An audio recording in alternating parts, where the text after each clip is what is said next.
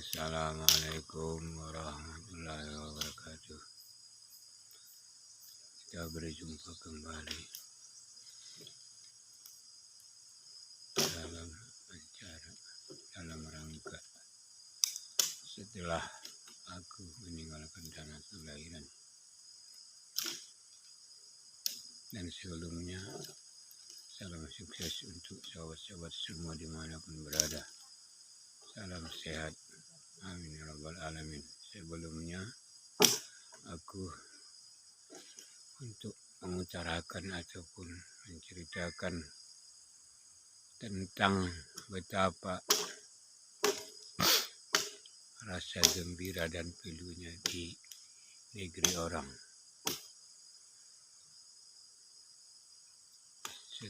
Tepat tahun 2018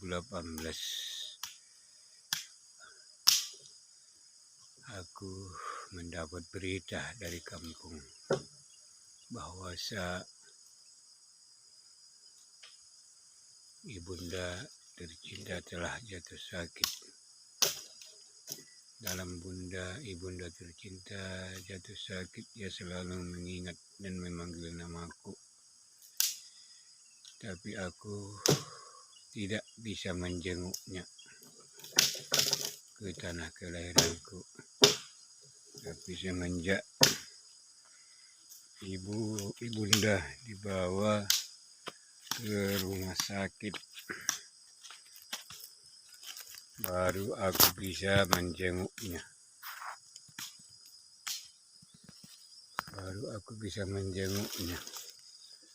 Setelah aku sampai di rumah sakit, ibunda tercinta tak sadarkan diri lagi. Rasa hatiku terasa terhanyut, terenyuh, dan tak bisa berkata betapa malangnya ibuku, betapa sedihnya perasaan ibuku waktu dia masih mengingat akan aku, anaknya, selalu merindukannya. Namun aku tidak bisa berkunjung ataupun tepat pada waktu itu. Tapi apa boleh buat. Setelah 4 malam di rumah sakit, ibundaku telah menghembuskan napas yang terakhir.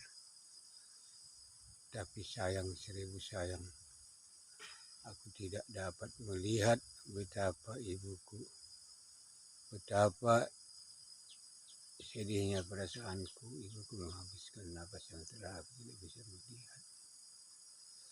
Setelah ibuku meninggal dunia, dikabarkanlah kepadaku. Aku pun bergegas untuk datang ke rumah sakit. Tapi sebelum aku datang ke rumah sakit, aku masih bingung di tengah jalan. Kebingunganku hanyalah di ekonomi. Tidak mempunyai uang. Aku terpaksa hilir mudik untuk mencari pinjaman kepada saudara-saudaraku ataupun jiran tetangga. Alhamdulillah aku diberikan pinjaman. Barulah aku melangkah. Dan setelah aku melangkah, ternyata almarhum ibundaku sudah tiada lagi di rumah sakit, sudah dibawa ke tanah kelahiran. Hatiku semakin sedih, hatiku semakin galau, hatiku semakin gundah, pikiranku tak tentu. Betapa sedihnya hidup di rantau orang yang tidak mendukung ekonominya. Tapi walau demikian, aku sampai juga di tanah kelahiran. Masyarakat sudah ramai di sana, sudah ramai, dan mereka sudah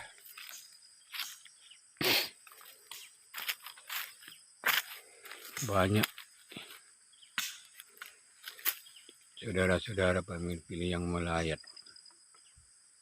Namun hatiku sangat sedih, dan aku langsung mendekati almarhum ibundaku, dan aku membacakan ayat suci Al-Quran di dekatnya, karena hanya itulah yang dapat aku persembahkan kepada ibuku di hari itu. Dan seterusnya aku tetap mengirim doa, dan kepada saudara-saudaraku yang ada dimanapun berada, cintailah, sayangilah orang tua kita, sewaktu orang tua kita masih bisa melihat kita dan kita bisa melihat ibunda kita. Janganlah kita sepelekan kedua orang tua kita. Buat saudara-saudaraku yang masih mempunyai ibunda yang masih segar bugar, bahagiakanlah ibunda kita, agar kita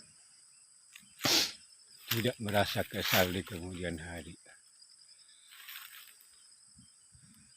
Aku, saudara-saudara, sudah merasakan betapa pedihnya perasaanku dan pikiranku, karena aku tiada bisa menyaksikan ibundaku menghembuskan nafas yang terakhir. Dan aku mohon dan dengan harapan yang seluas-luasnya kepada saudara-saudaraku, cintailah kedua orang tua kita atau mertua kita kalau masih hidup, karena orang tualah yang selalu membimbing kita mulai dari kecil hingga dewasa. Saat itu aku sangat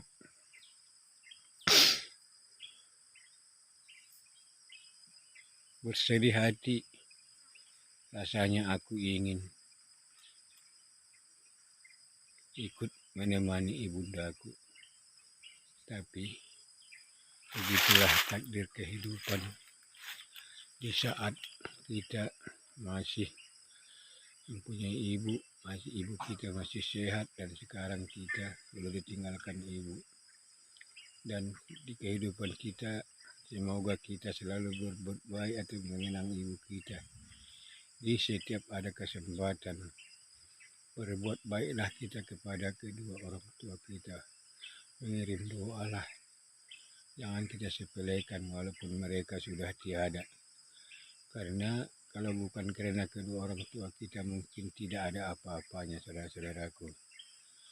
Inilah curhatan hatiku untuk saudara-saudara yang masih mempunyai kedua orang tua. Cintai, sayangi, rindukan setiap saat. Selalu berbuat baik, jangan kita selalu lupa. Dan kita selalu berkunjung kalau mereka masih ada. Walaupun kita tidak mempunyai berapa ataupun banyak uang, tapi kita usahakan minimal kita bisa menjumpai kedua orang tua kita yang masih hidup, agar mereka bergembira. Mereka lebih gembira kita mendatangi mereka daripada daripada mereka mempunyai uang. Kedua orang tua kita tidak memikirkan uang, tapi kedua orang tua kita hanya memikirkan anak-anaknya, anak perempuannya, anak lelakinya, ataupun cucu-cucunya. Begitulah kisahku. Ayolah kita saudara-saudara berjuang untuk menyayangi kedua orang tua kita masih hidup ataupun mertua kita. Di sini saya sudahi dengan salam. Assalamualaikum warahmatullahi wabarakatuh.